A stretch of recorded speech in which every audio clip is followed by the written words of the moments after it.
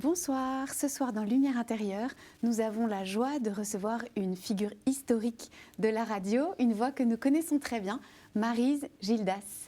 Bienvenue, Maryse Gildas. C'est vrai que je suis sûre que beaucoup seront heureux de retrouver votre voix ce soir. Écoutez, oui, si elle a pas, je crois qu'elle n'a pas trop changé, c'est ce qu'on me dit encore. Oh, certainement pas, certainement pas. Alors peut-être on a envie de vous demander comment cette aventure a commencé, cette aventure de la radio pour la petite jeune fille que vous étiez. Oui. Comment ça a commencé cette histoire-là? Eh bien, ça a commencé par les Antilles. Je suis partie, j'habitais à Paris, évidemment avec mes parents, j'avais 20 ans.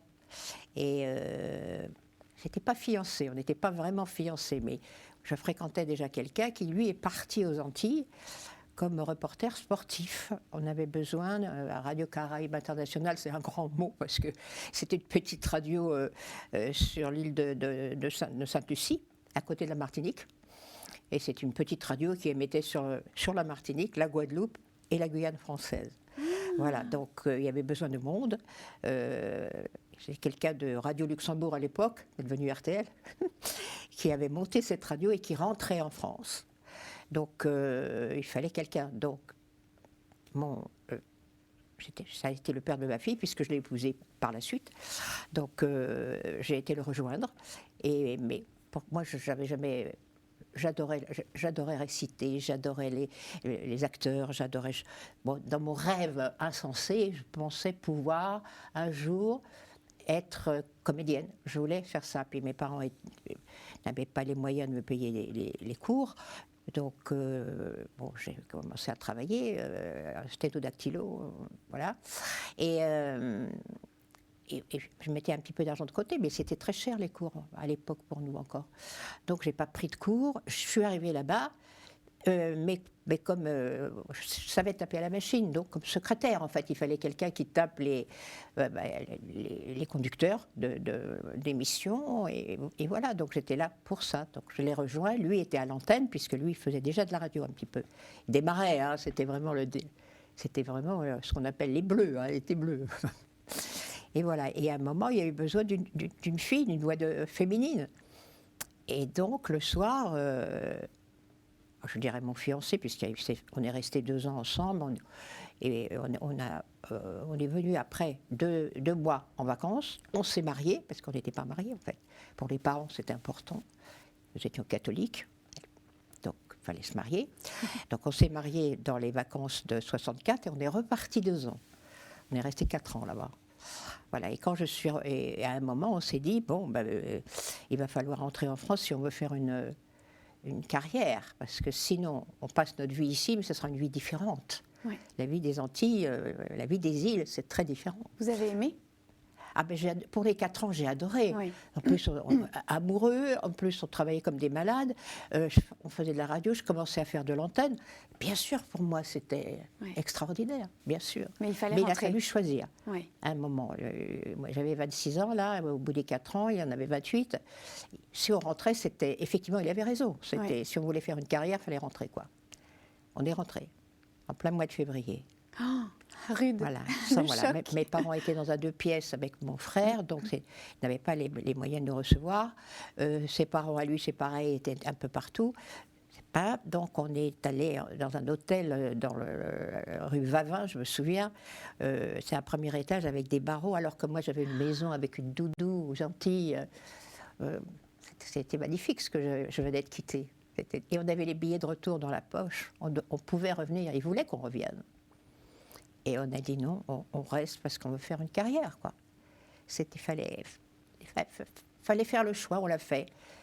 Et donc là, pour vous faire connaître, oui, comment vous avez fait alors ? C'était à Paris qu'il fallait être à ce moment-là. Alors vous y êtes pris comment ? Là, on est dans les années 60. On est rentré en 66, vous voyez. Oui. Et je suis enceinte de ma fille. Donc on était mariés puisqu'on est revenus 2 ans, donc tout va bien pour les parents. Très compliqué ça. Donc voilà, le problème c'est que je suis enceinte, lui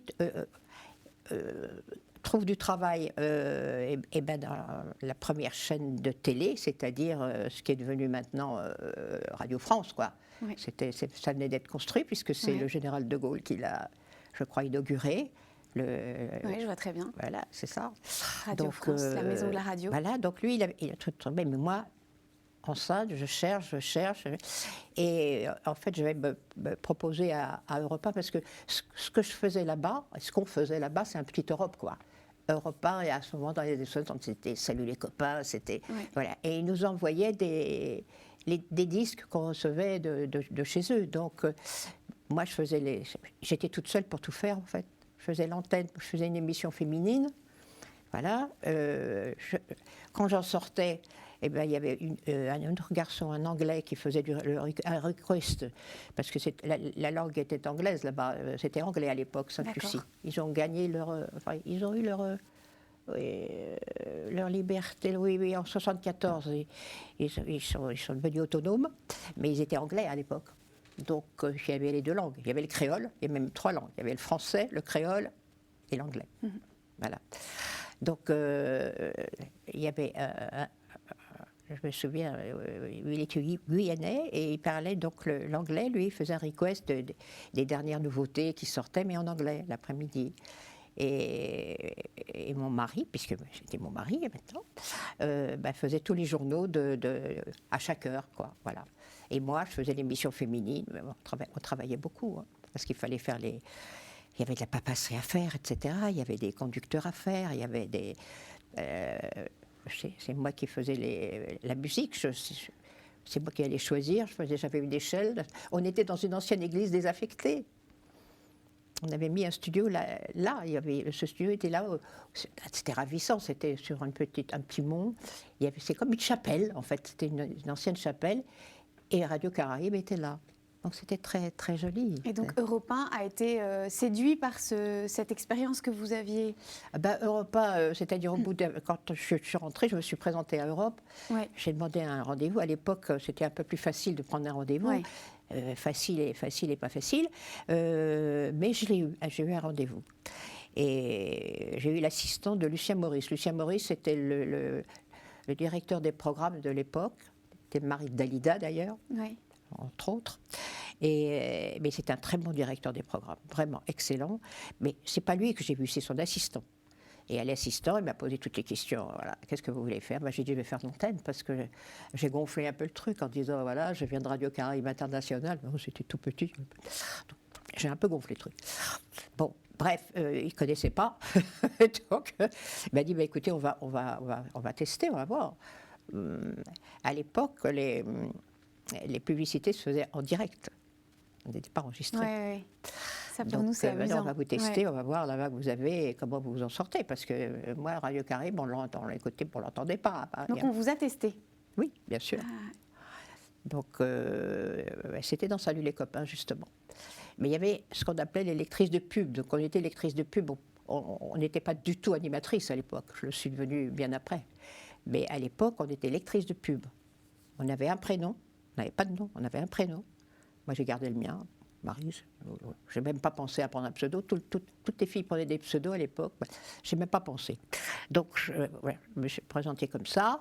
Et j'ai fait une publicité en direct à 30 secondes à lire sur une musique. Voilà, donc, je l'ai faite. Et vous avez été prise ? C'est-à-dire que, oui, ils m'ont dit, vous avez la voix qu'il faut. Mais on n'a pas de place pour l'instant. Il y avait Madeleine Constant qui faisait Salut copain, qui avait pris une semaine de vacances et qui était tombée. Elle faisait en ski. Donc elle s'était cassée la jambe. Donc elle est restée 15 jours out. Donc pendant les 15 jours, j'ai pu faire c'est moi qui l'ai remplacée en fait pour les pubs. Hein. Donc ils ont vu ce que vous valiez, ce que vous saviez faire. Oui, voilà. Donc, mais je ne faisais pas d'animation. J'étais là pour les pubs, point barre. Quand c'était les pubs, et dire Europe 1, il était l'heure, voici le journal, un tel, quoi. Voilà, c'était comme ça. Puis elle est revenue. Donc elle a repris sa place. Donc à un moment, la secrétaire de Lucien Maurice me dit Lucien Maurice veut te voir. Je lui dis oui, bien sûr, surtout que je me suis dit, j'espère qu'il ne va pas me virer, quoi, parce qu'il n'y a pas de contrat, il n'y a rien. J'étais comme ça à la pige. Je suis restée 30 ans à la pige à l'Europe. Je n'ai jamais eu de contrat. J'étais comme ça, à l'époque. Donc voilà, donc Vous aviez peur d'être virée, du coup? Oui, je vais le voir dans son bureau. Il me dit bon, j'ai une petite idée pour la rentrée. Là, on est en avril, donc pour septembre, c'est à ce moment-là c'est toujours vers Pâques que ça se passe, les nouvelles émissions, les nouvelles idées. Donc, il me dit voilà, j'ai une idée pour le matin, mais le matin, 9h-11h, qui s'appellerait Avec le sourire de. Et j'ai besoin d'une fille pour faire les pubs, et peut-être même animer. On va voir comment vous vous en sortez. C'est Bourvil qui démarre. Ah oui, c'est ça, Et Bourvil, il était à Boulogne, pas très loin d'Europe. Et il terminait ces 2 films-là. Il terminait le Cercle Rouge, le Belleville, et le Mur de l'Atlantique. Il avait les 2 films. Et il était déjà malade. Il était malade déjà. Et un homme extraordinaire, quoi. Extraordinaire. Et il adorait la radio. Il avait démarré comme ça, lui, en comique troupier. Et il adorait la radio. Dès qu'il avait du temps de libre, il venait. Donc, voilà. Donc, vous avez commencé avec lui? Avec lui. 3 semaines, parce qu'il n'avait que 3 semaines. Ouais. J'ai commencé 3 semaines avec lui. Il y avait Maurice Sorgue et Robert Roca, qui étaient des humoristes de l'époque, qui écrivaient des petits dialogues pour nous. Et alors, Bourvil, vous dites c'était un homme délicieux? Délicieux. Mais un homme extraordinaire. J'en ai connu des hommes délicieux, j'en ai connu quelques-uns dans le métier, mais lui, c'était encore autre chose, quoi. C'est lui qui m'a tout appris, en fait. Parce que, comme j'étais au soir pour saluer les copains, et puis on me disait, quand je faisais des remplacements, c'était le soir. Alors on me disait le soir, le directeur, me disait, le directeur des programmes, me disait, attention, le soir, c'est plutôt une voix douce qu'il me faut. Hein. Il faut charmer les hommes, hein, le soir, c'est comme ça. Alors j'avais l'habitude de prendre une voix très très douce, même dans les pubs. Une voix tamisée. Voilà, il fallait faire comme ça. Donc là, à ce moment-là, pour le matin, Bourvil me dit, là on répétait avant l'émission, et je faisais ma voix douce. C'est pas une voix tout à fait naturelle, ça, Maryse. On va oublier le micro. On va se regarder, il était à côté de moi là. Et voilà, on va se mettre comme ça. On a répété, donc on va un peu improviser le reste. Oui, pas de problème, pas de problème. Je n'avais jamais fait ça maintenant. Donc, mais il était tellement gentil, tellement simple, que je suis partie sur son... Il m'a dit, voilà, c'est comme ça, on reste naturel. On ne s'occupe pas, c'est pas de la radio. On parle aux gens, mais on ne fait pas de la radio. On se parle, nous, et on parle aux gens. Voilà, naturellement. Et c'est comme ça que c'est lui qui vous a appris le naturel. C'est pour ça que je suis... On me dit que je suis assez naturelle à l'antenne, ça vient de lui. Ça, c'est à cause de Bourvil, grâce à Bourvil. Oui. Et c'est vrai et là, on est en 69, vous savez. Oui. 69, j'ai l'impression que c'est le Moyen-Âge. Aujourd'hui, mais c'est ça. Et c'est vrai qu'il joue toujours des rôles de gentil, un peu, Bourvil. Et en fait, il l'était vraiment. Oui, oui, c'était un homme charmant. Vraiment, Je vais vous montrer comment il était charmant. Alors, je savais qu'il tournait à Boulogne, le Cercle Rouge, et je lui dis, André, il s'appelait André Rimbourg, André, est-ce que vous pensez que je rêverais d'aller voir une scène que vous tournez? Oh, bien sûr, ma petite Maryse, pas de problème. Demain, je tourne la scène du bar avec François Perrier. Vous voulez venir? Je rêve. Ok, pas de problème. Le lendemain, je prends ma voiture, j'avais ma voiture. Je crève. On crevait encore à ce moment-là, à Paris. Et j'étais bien en avance, j'avais pris toutes mes précautions pour ça. Et incroyable. Je crève, donc je laisse la voiture. Elle, un taxi, ok, j'arrive avec 5 minutes de retard. Et à la porte de Boulogne, c'était énorme. Les studios de Boulogne de cinéma, ils étaient énormes. C'est très grand. C'est pas son assistante qui est venue, c'est lui qui m'attendait à la porte. Qui était d'une grande délicatesse. Mais André, je suis désolée, j'ai crevé, vous n'allez pas me croire. Mais je vous assure, j'ai crevé, j'avais pris toute... Mais c'est pas grave, ma petite Marie, c'est pas grave. Suivez-moi, je vais vous emmener. On va sur le décor du bar. Voilà. Et il y avait une échelle sur le côté, c'était assez petit, hein, le décor était assez petit, c'était vraiment le bar, et c'était vraiment à deux, quoi. François Perrier, et lui faisait l'inspecteur de police, qui venait justement taquiner un peu François Perrier, dans le mauvais sens. Et donc, il m'a dit, tu montes à l'échelle, je t'ai mis 2-3 coussins là-haut, tu seras en haut là, j'étais tout installée. Il m'avait installé un truc de folie. Et à chaque fois que je vois le film, souvent, on le voit souvent, le Belleville. C'est incroyable, La vous scène savez du que bar, vous étiez là-haut. je suis là-haut et j'ai vu toute la scène du bar. C'est très joli, merci pour cette jolie anecdote. C'est pour vous montrer comment il était. Ouais. Quoi, Alors, on va passer à la deuxième partie de cette émission. Comme ça, je vous en prie. On va continuer à vous écouter. Et maintenant, c'est l'expérience des mots. Donc, on va vous donner 4 mots que vous allez pouvoir commenter et raconter ce que ça vous inspire. D'accord. À tout de suite. À tout de suite.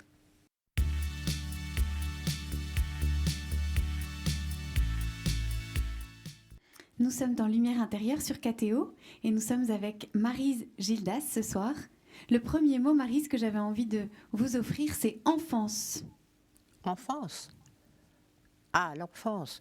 Elle s'est passée, je suis née sur les routes de l'Exode le 22 juin 1940. Vous voyez, je suis une dame âgée maintenant. Et maman, on était sur les routes de l'Exode, elle a accouché pratiquement grâce à une sage-femme qui était là aussi avec elle sur la route.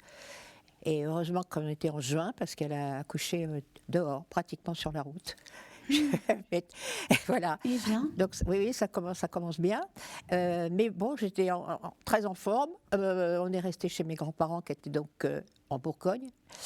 Et je suis rentrée parce que normalement Hitler devait faire sauter Paris. Normalement, c'était dans sa tête. Oui. Donc c'est pour ça que papa était gardien de la paix. Et maman ne travaillait pas. Donc, c'est lui qui nous a fait descendre chez mes grands-parents en Bourgogne. Pour vous protéger. Pour éviter Paris à ce moment-là. Voilà. Donc, je suis remontée, je devais avoir 3 mois. On est remonté à Paris. On était dans 2 pièces. C'était le... Comment ça s'appelait déjà? C'était des... On s'arrête 2 secondes. Il faut que je retrouve... oui, on était dans 2 pièces de la Fondation Rothschild. C'était des HLM, hein, c'est ça. Et voilà, donc on était pas pauvres, parce que j'avais souffert de ça, mais on n'avait pas beaucoup d'argent, en fait. Et mon frère est arrivé 9 ans après, donc c'est moi qui ai servi un petit peu de petite maman, quoi. Voilà. Mais on était toujours dans ces 2 pièces. Donc moi, j'ai jamais eu de chambre dans ma vie. J'ai pas eu de chambre. J'ai eu un cosy. C'est mon papa qui, en dehors de son travail, il travaillait le bois très très bien. Donc il m'avait fait un cosy. Et j'avais juste un petit... Comme une petite mezzanine. Voilà. Oui, c'est pas tout à fait mezzanine, mais ça entoure le lit. Et donc il y avait un petit placard où j'avais la clé. Et ça, c'était mon petit jardin intime. Votre univers. Oui, bah, j'avais que ça, j'avais pas de chambre. Hein. Donc tous les matins, il fallait faire son lit avant de partir en classe. Voilà, et mon frère dormait dans le salon aussi, sur un canapé, lui, enfin un canapé-lit. Voilà, donc je ne sais pas ce que c'est d'avoir eu une chambre. J'ai manqué de ça, de côté un petit peu intime. Mais l'enfance a été... très heureuse. Bon, c'est vrai qu'on ne recevait pas beaucoup, que dans un 2 pièces, on ne recevait pas beaucoup. C'est un peu la chanson de mon vieux, vous savez. Voilà, à chaque fois que j'écoute cette chanson, je pleure, de toute façon, parce qu'il y a un peu de ça. Période, alors que j'étais pas malheureuse du tout. J'étais aimée par mes parents, mais on ne se le disait pas. On ne se le disait pas à l'époque, on ne s'embrassait pas non plus. Donc, il n'y avait pas de salle de bain chez nous. Hein. On était dans la cuisine, dans une bassine. Et c'est maman qui me donnait le bain, oui, dans la bassine. C'était comme un bain quand même. Bon, et voilà, c'était comme ça. Et après, c'était autour de mon frère. Voilà. Mais c'est un souvenir en même heureux temps, et émouvant. je ne connaissais pas autre chose. Donc, il y avait une cour. Dans cette fondation Rothschild, il y avait une cour. Et donc, je descendais voir les autres enfants. J'avais une copine qui était là, qui s'appelait Christiane, je crois, qui avait un peu mon âge. Donc, je la retrouvais le soir un peu avant. Et il fallait rentrer avant qu'il fasse nuit, n'est-ce pas? Donc, on n'avait pas le droit de sortir ailleurs. Donc, c'était comme... Mais je savais pas qu'il y avait autre chose ailleurs. Donc, moi, j'étais très heureuse comme ça. Alors, vous avez parlé tout à l'heure de vos parents qui étaient catholiques. Alors, on est sur cathéo. Oui. Et il y a des choses qui vous ont touché de cette enfance catholique ou que vous avez gardées? Ah, mais catholique, oui, j'ai été baptisée. J'ai fait ma communion solennelle en 51, donc j'avais 11 ans. J'ai même été Jeannette aussi, puisque comme le jeudi, c'était le jeudi quand on n'avait pas école. La classe, ouais. Donc le jeudi, on était Jeannette. C'était un peu comme les scouts, c'était un peu plus léger. Mais on avait des sorties, c'est comme ça qu'on est allé voir plein de choses dans Paris, le Louvre, etc. On sortait... voilà, avec une bénévole qui était là, mais c'était effectivement par l'Église. Donc je suis restée 1 an. Alors moi, aller au confessionnal, je ne trouvais pas ça normal, parce qu'il fallait dire les péchés pour pouvoir communier, il fallait se confesser. Bon. Ouais. Voilà. Après, j'ai arrêté parce que je ne trouvais pas ça normal. Vous étiez mal à donc, l'aise. se confesser pour dire qu'on avait... j'essayais de trouver des choses que j'avais fait dans la semaine qui n'étaient pas bien. Je ne sais pas, mais je ne trouvais pas qu'ils soient extraordinaires. J'avais pris un peu une pièce dans le par-dessus de mon papa. Oui, parce que comme je n'avais pas d'argent, donc quand il avait des pièces, j'en avais piqué une. Alors, il me disait, c'est du vol, hein, il ne faut pas faire ça. J'ai dit, mais je n'avais pas de sous, monsieur, pour m'acheter des friandises. De toute façon, c'était pas... Oui, je devais avoir 8-9 ans, quoi. Alors, je me disais, mais dire qu'on a fait du mal, c'est un péché. Mais évidemment, c'est un péché de voler. Mais moi, je n'avais pas l'impression de voler, j'avais l'impression de prendre une pièce pour aller me chercher des friandises parce que j'en avais pas, quoi. Donc, voilà. Donc, ça, je me suis dit... c'est un mauvais souvenir, plutôt. Voilà. Et puis après, après, j'ai un peu laissé tomber. Après, vous avez eu des doutes, je vous ai entendu dire ça. Je ne suis pas allée à la messe. Voilà, non, et mon mari était un peu comme moi, il était aussi catholique. Nous sommes catholiques, mais catholiques avec des gros doutes, quoi. Ouais. J'ai beaucoup douté à partir du moment où je pensais que je me faisais une idée du catholicisme. Pour moi, c'était Mère Teresa ou c'était Sœur Emmanuel, quoi. C'était pas l'abbé Pierre. Donc, à partir de ce moment-là, j'ai eu des gros doutes. Et toujours. Et la foi, ça peut être compatible avec le doute, non? Oui, ça peut. Mais... Pour personne, c'est vraiment évident. Je ne sais pas comment vous dire. Je n'ai pas... je ne refuse pas, mais je ne suis plus avec eux, si vous voulez. Alors, plus avec l'Église, c'est ça que vous voulez dire? Pardon? Quand vous dites plus avec eux, c'est plus avec l'Église, c'est ça? Non, c'est plus avec l'Église. Oui, c'est ça. C'est plus avec l'Église. Et pourtant, j'aime aller dans les églises quand j'y suis seule. Il y a quelque chose qui vous touche dans la paix des chapelles ou des églises? Il y a une ambiance que j'aime bien dans les églises, surtout à l'étranger. Quand je ne suis pas à Paris, je n'y vais pas. À Paris, je ne vais pas parce que... c'est pas le moment. Là, quand j'ai beaucoup voyagé avec mon mari, et on allait, on allait, c'est comme une visite, mais j'avais besoin d'y aller. Ça me réconforte, l'église, mais quand il n'y a personne. Alors, la paix des églises vous touche, surtout quand vous êtes à l'étranger? Peut-être parce qu'il y a quelque chose où on est chez nous? Dans une église, on est chez nous un peu partout dans le monde?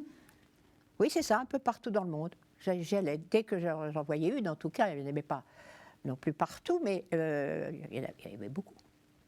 Donc, dès qu'il y avait une église, je prenais en photo, si je la trouvais jolie, et je rentrais, mais on rentrait même tous les deux. Et voilà, il se passe toujours, il y a quelque chose. Il y a quelque chose de paisible. Voilà. Est-ce que vous vous sentez chez vous ou à la maison dans une église? Non, je ne suis pas chez moi, mais je suis quelque part où on ne me fera pas de mal. Normalement. Oui, c'est vrai. Ce qui n'est pas... Oui.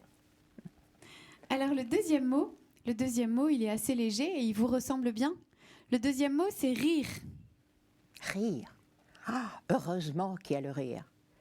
Ça sauve les vies, ça, le rire. même quand on est malade, si vous pouvez rire encore, ça sauve, heureusement. Et j'ai eu la chance de travailler avec des gens qui riaient, dont c'était le métier surtout. Donc entre Coluche, même Bourvil qui m'a fait rire aussi. Voilà, j'ai eu plein de gens qui m'ont fait rire. Jean-Yves Lafesse, Pierre Péchin. Voilà, j'ai travaillé avec ces gens-là et c'était formidable, quoi. Coluche, je travaillais qu'une saison, hein, puisque j'ai travaillé 9 mois avec lui. Donc c'était en 85, en août 85, non? Oui, oui, j'ai commencé en août 85 et malheureusement il devait revenir. Il voulait revenir, mais il est mort en juin 86. On a travaillé 9 mois ensemble, on a pu partir ensemble en vacances à l'île Maurice. Donc on a vécu 4 jours avec lui. C'était extraordinaire, quoi. Il était drôle aussi dans le privé, Coluche? Il était très particulier, Coluche. Il avait appelé mon mari en 82, il était en Guadeloupe. C'est là où c'est quand il s'est présenté, vous savez, et qu'on a failli. Il a eu un tas de problèmes. On lui a assassiné un assistant, oui, on lui a fait peur, quoi. On lui a fait peur, et pour ses enfants, et sa femme, etc. On lui a fait peur. Donc, il est parti un moment en Guadeloupe, où là, il a fait, ma foi, il est tombé et dans la drogue, et dans l'alcool, etc. Bon.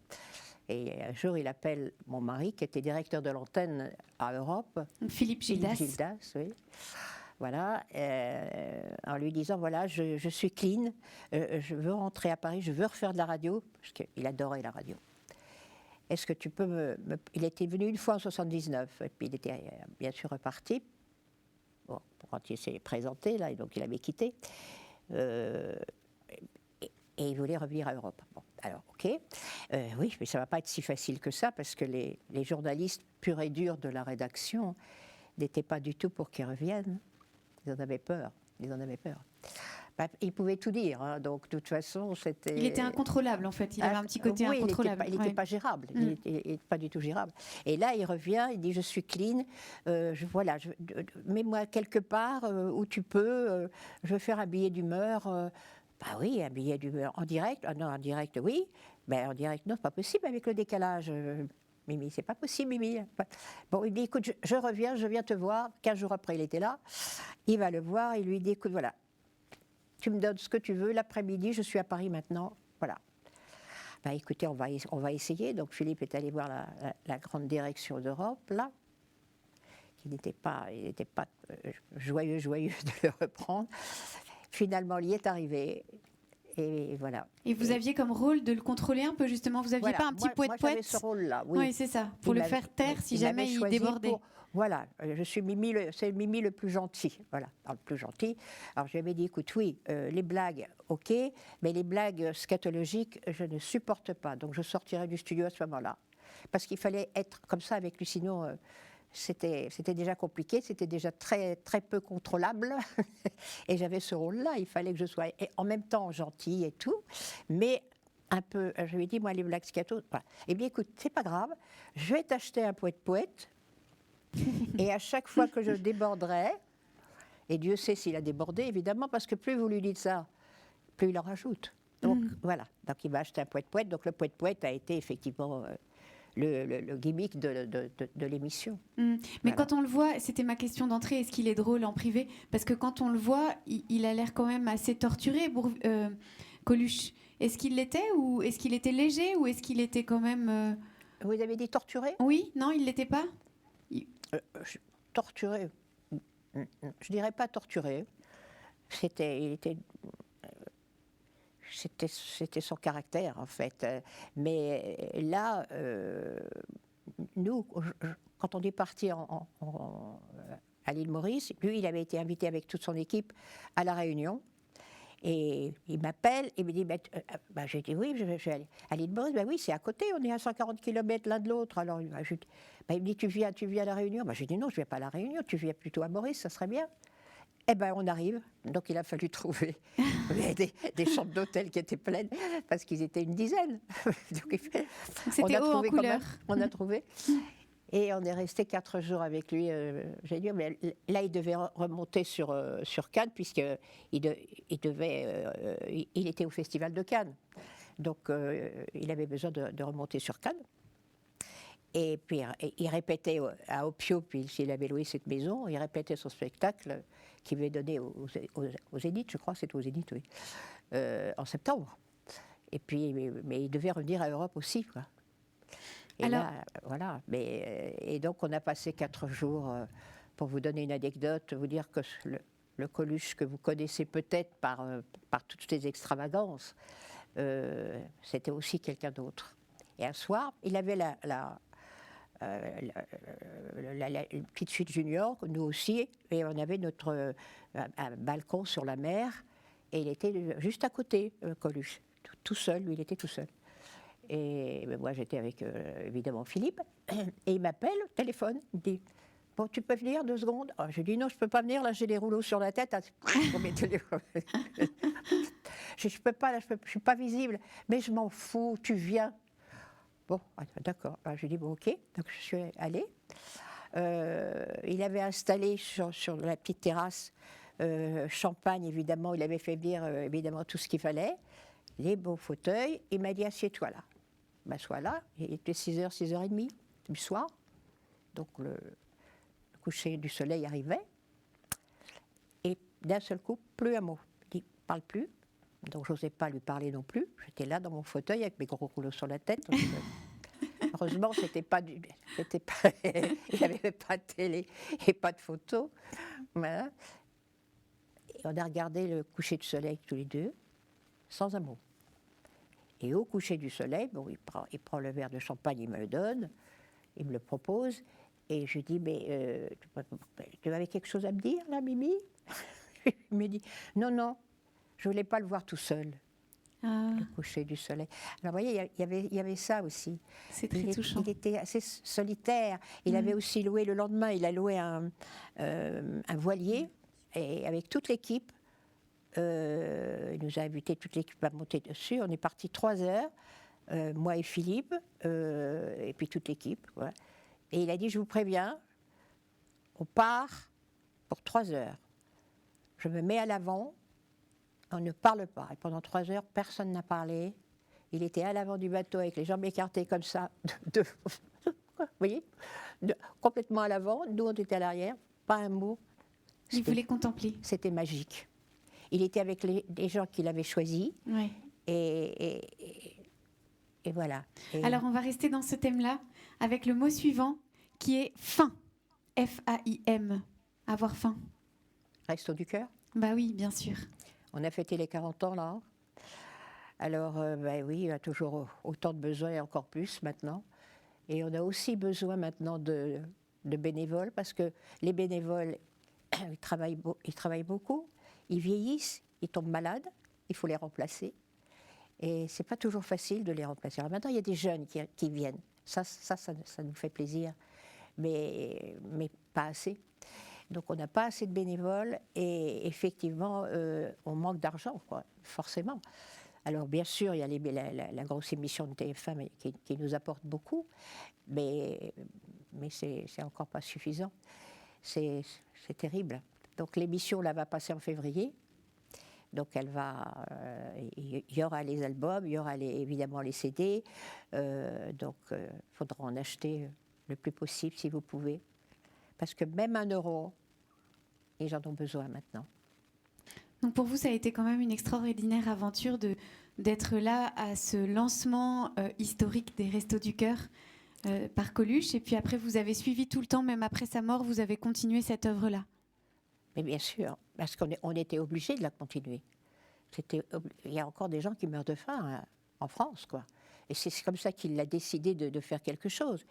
Parce que c'est vrai, un jour dans le bureau, bon, il y avait l'Éthiopie, il y avait une grosse famine en Éthiopie à cette époque-là. Bon, c'est pas ça qui a déclenché. Mais il disait, c'est fou, les grandes surfaces mettaient les produits qui étaient dépassés sur le trottoir. J'ai vu, moi, dans mon quartier, il y avait ça. Il y en avait. Alors, il y avait des gens qui passaient, qui en prenaient, mais des produits dépassés qui étaient encore tout à fait consommables. Et je dis, mais c'est pas normal. Et puis, ça devrait...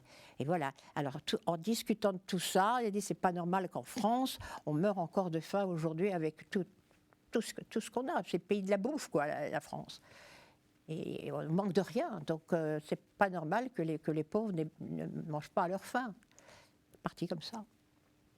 Et il l'a fait tout seul, sans rien dire à personne, à l'antenne.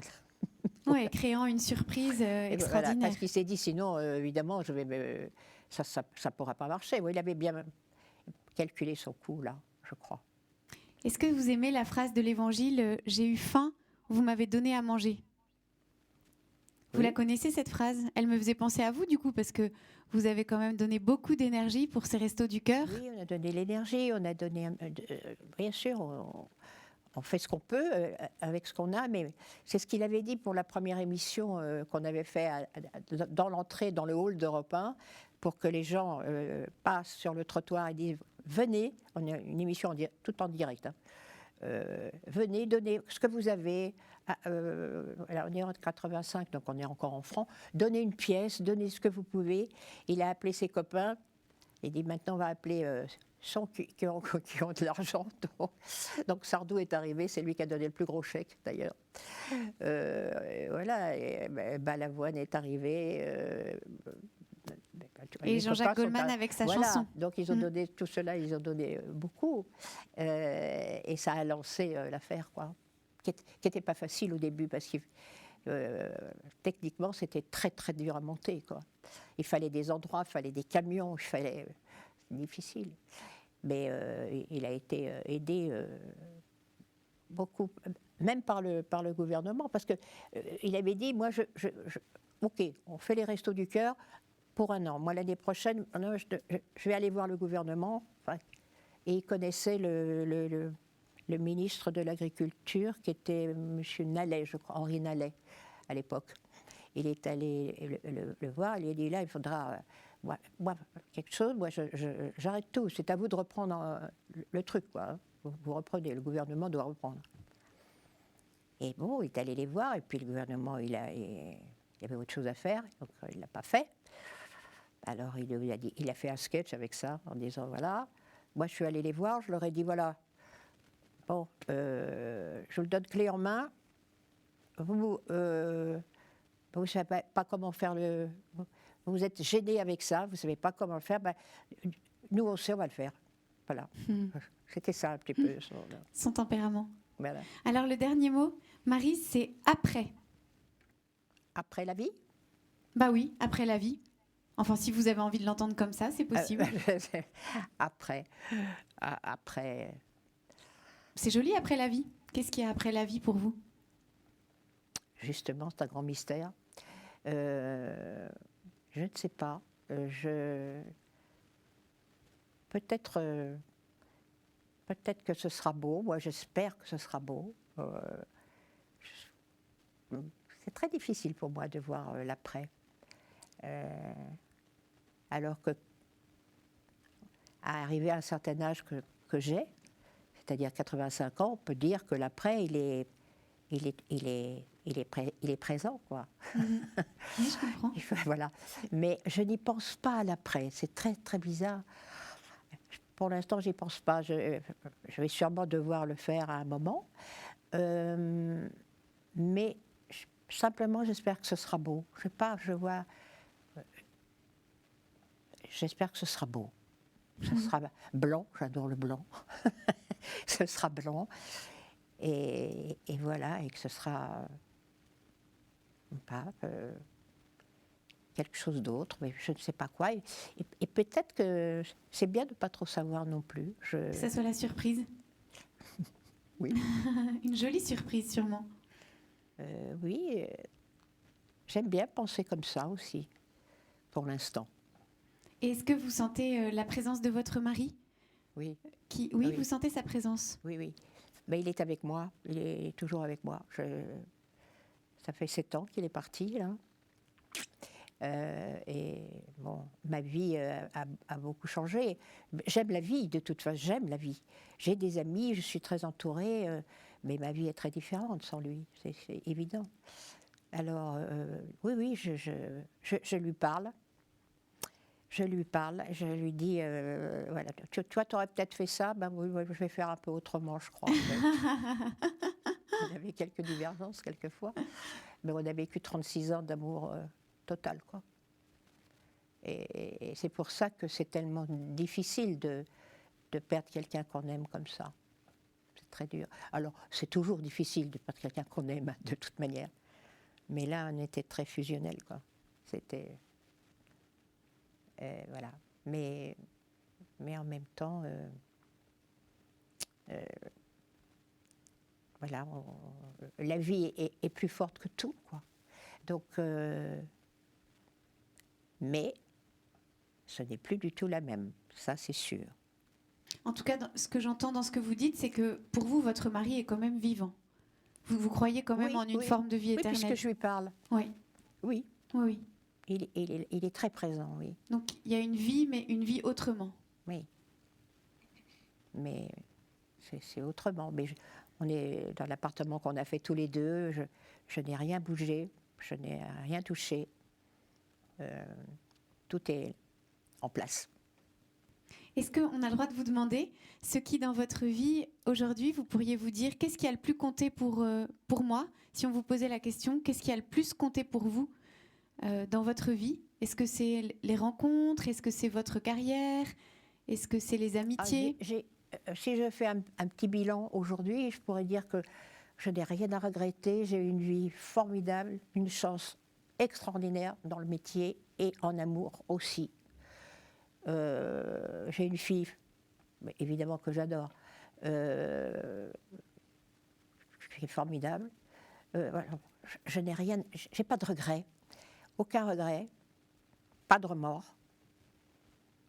Et arriver déjà à 85 ans, c'est déjà bien. Il y a des gens qui n'y arrivent pas. Je trouve que c'est, voilà, c'est presque 85 ans. C'est un âge pour mourir, hein, vous savez. Il y en a qui meurent bien avant. Donc vous éprouvez de la gratitude? Oui, oui. J'ai eu une enfance très... Bon, mais bien. Non, j'ai rien à dire de mon enfance.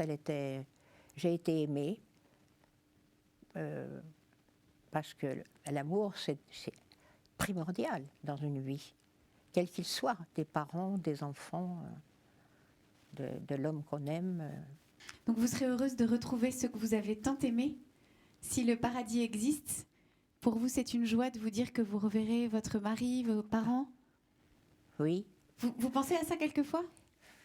Je ne sais pas si paradis c'est peut-être un peu énorme, mais un bel endroit qu'on a peut-être mérité aussi, où voilà, on n'est pas des gens exceptionnels non plus, mais on a été, je crois, assez digne. La dignité, ça compte pour moi beaucoup. Donc un endroit où on va quand on est assez digne. Il faut quand même avoir une forme de dignité. Le paradis, on se dit oui, le paradis, pour des gens exceptionnels. Donc j'estime qu'on n'est pas des gens exceptionnels, mais on est des gens, on a été des gens simples et des gens heureux avec ce qu'ils avaient.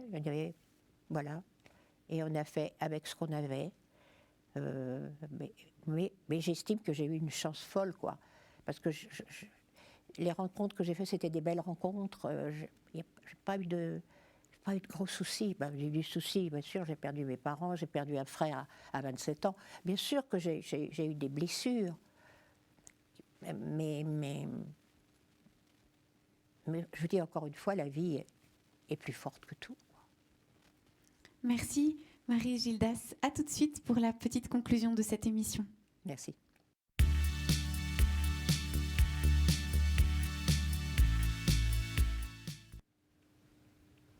Nous sommes toujours dans Lumière intérieure sur KTO. Et Maryse Gildas, comment ça s'est passé cette expérience des mots? J'étais très bien. J'ai presque le divan rouge. Hein. Oui, presque. Ouais, presque. C'est vrai que vous nous avez raconté plein de choses. Très à l'aise, très oui. apaisée, très bien. Est-ce qu'il y a un mot que vous avez aimé? Un mot? Oui, un des mots que j'ai proposé. Est-ce qu'il y en a un qui vous a touché particulièrement? J'aime bien enfance. Parce que c'est vrai, en vieillissant, on revient sur l'enfance, en fait, hein, et sur le passé, beaucoup. Les souvenirs reviennent. Là, tant qu'on est évidemment jeune, moi j'estime avoir été jeune jusqu'à 75 ans à peu près. Donc, Quelle chance, voilà, quelle mais chance. je me sens encore jeune, par moment, pas tout le temps, mais par moment je me sens encore, oui, la tête est jeune encore, je crois. Mais bon, après, il y a le poids des ans et on les sent, et la maladie qui peut arriver, bien sûr. Mais j'ai quand même un moral d'acier, quoi. Parce que je crois que j'aime la vie, c'est tout. Et tant qu'on est en vie et qu'on ne souffre pas trop, ben c'est formidable d'être là à 85 ans, je trouve. Peut-être qu'on a envie de vous demander et que vous puissiez témoigner un peu auprès des téléspectateurs. Comment vous avez fait, vous, pour traverser les périodes de fragilité un peu? Vous me disiez que la santé n'était pas toujours au rendez-vous. Comment on fait pour traverser les périodes de fragilité de sa vie? Est-ce que vous avez un ressort que vous aimeriez nous partager?